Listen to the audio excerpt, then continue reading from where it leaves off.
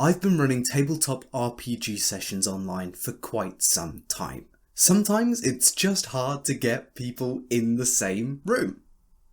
But within the last year, I've taken to running TTRPG sessions online for people that I didn't know in person.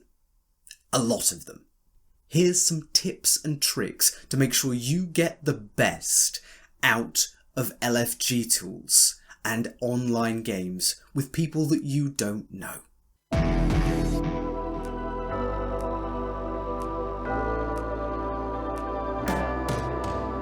Number 1. Random players will flake on you. In fact, all players at some point are going to flake on you, regardless of how well you know them, how long you've been friends, or anything of that description. Scheduling is the number one enemy in any D&D game. But especially when you're posting LFG requests, and especially when those requests are at short notice, you're going to find players responding positively, excited for the game, who, for whatever reason, whether they are able to tell you or not before the game happens, will not show up. Now, we must understand, life gets in the way. Life gets in the way of a lot of things, and a single commitment to a stranger on the internet is nothing. But if you've got a table of 4 players that suddenly gets whittled down to 2 when 2 of them don't show up, you've got a problem. No matter how committed they seem, no matter how excited they seem, life might get in the way. So I always budget 1 or 2 extra seats just in case. I know personally I can run a 6-player game. My ideal party size is 4 to 5, but I always budget for 1 or 2 last minute dropouts, and I am almost never disappointed. And if you have to run the occasional game for 6 people to make sure that none of your games are cancelled due to poor turnout, I think that's a fair trade, because we all just want to play some TTRPGs.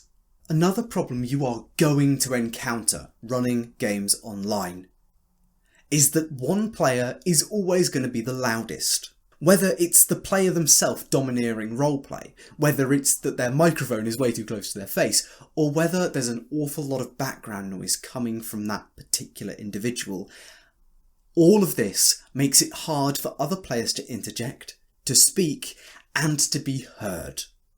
Now, how do we solve this particular problem? Well, there's a variety of social tools we can use. First off, if your audio conferencing software is good enough, you might be able to just adjust their volume and encourage others to do the same. But if that's not going to work, if the player is domineering the table, you are going to have to say something, and that's more difficult when you're not face to face. The first thing I try to do is highlight the opinions of the other players. Ask specifically what they feel and what they would like to do. This helps balance out the individual who is constantly offering what they want to do and the individuals who are a little more shy. Second step is to cut them off at some point and say, I'd like to hear from player X. What would they respond to this situation with? How will they react? This is a non-confrontational but a direct way of saying, hey, you're talking too much. And if they don't get the hint, you can always move to step 3, which is a little bit of a drastic measure and only really relevant in situations where people are talking over each other or one individual is talking over the group. In those situations, I like to order my speaking, almost like combat. Say, I'd like to hear from X player first, then we'll hear from Y player, then Z player, and then we'll discuss what that means as a group. This is only for really unruly or really large tables, but it can work wonders because people intuitively understand, oh, it's my turn. After all, these are role-playing games, and we all understand the concept of turns in games. Third fact of running games online is that it's really, really difficult from a player perspective to join an empty game. You've got absolutely no social guarantee that that game is even going to happen. You've got no social guarantee that anyone else is going to be interested, and you have no initial camaraderie with any of the players there because it's just you and the GM. So, how do we counteract that? Well, as a GM, if you've got a friend that you'd like to take on the adventure anyway, definitely get them in first the moment you post the LFG request to make sure that other people feel more confident and comfortable joining you. It's essentially the bystander effect. Nobody wants to be the first. Or, a slightly unethical tip is to get someone just to act as a placeholder, even if they can't make it to that game. Act as a placeholder, be the first player to lower the barrier for entry for any subsequent people who come across your game online. It's a little bit of social engineering, but it works wonders to make sure people feel comfortable and confident enough to join your game. The first player is the biggest hurdle, so if you can take steps to solve that before it becomes an issue, you're going to fill up your tables in no time. Tip 4. Especially online, especially with people that you don't know, and especially with the myriad different styles of role-playing that exist in this online space, your players are going to do weird stuff. Stuff you don't expect, sure, but also they're going to bring their own perception of what the game should be to your game or your one-shot.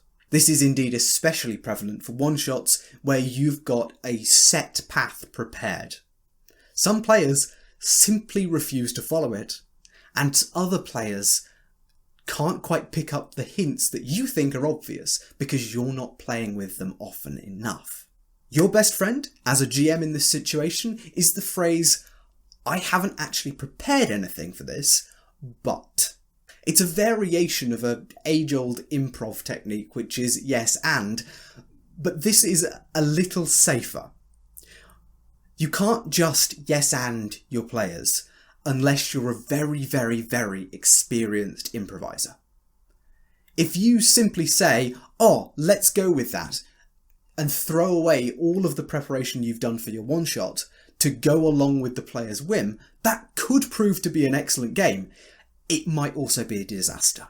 So what I like to do instead, especially when I don't have tons of time to conclude the adventure, is to say, well, I haven't got anything prepared for that, which sets expectations that this is not necessarily going to be masterful or incredibly impressive, but let's do this. And don't be afraid, especially if you're struggling for a map or an NPC that you don't have prepared. Feel free to just use theatre of the mind. I know this is a medium that enables you to have battle maps at the ready, to have things absolutely ready to go, and all sorts of tokens all across the thing, but if you don't have those things, make the best of it. Use theatre of the mind. You don't need a token for every enemy, and you don't need a battle map for every battle.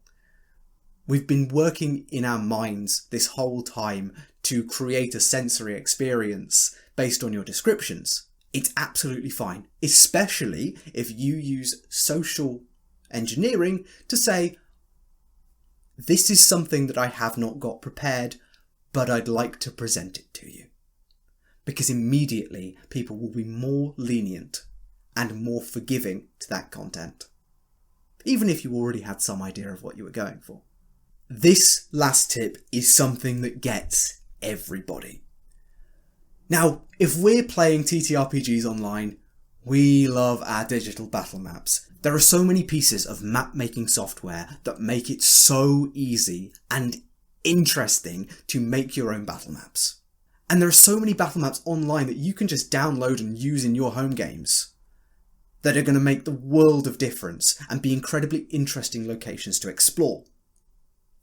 But here's the thing. So many GMs forget the basics when playing online.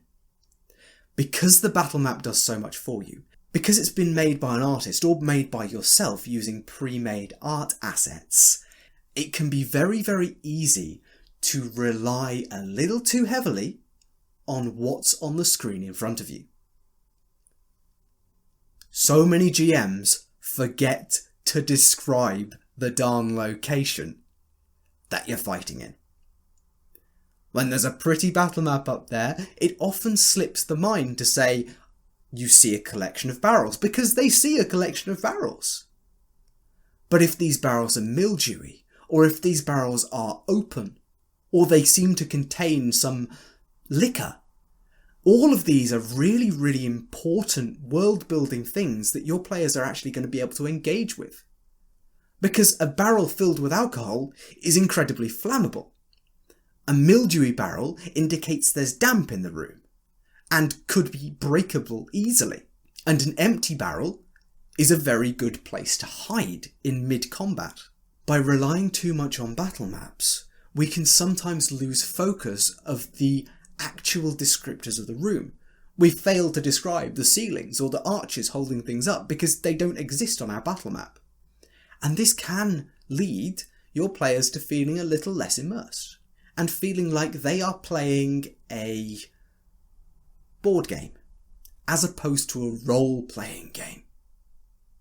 So, my main tip for this is, regardless of whether you're using pre-generated battle maps or not, jot down a few notes, just a few, 3 or 4 words perhaps, to describe the room.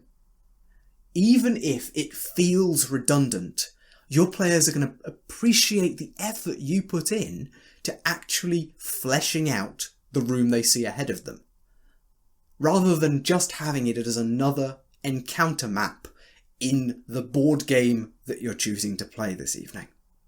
It's a subtle distinction, but especially focus on sensory details, as classic descriptive texts do. So don't get distracted by the wonderful resources you have at your fingertips in these online TTRPG spaces. Keep to the basics, and you will keep your world and your players' interest alive.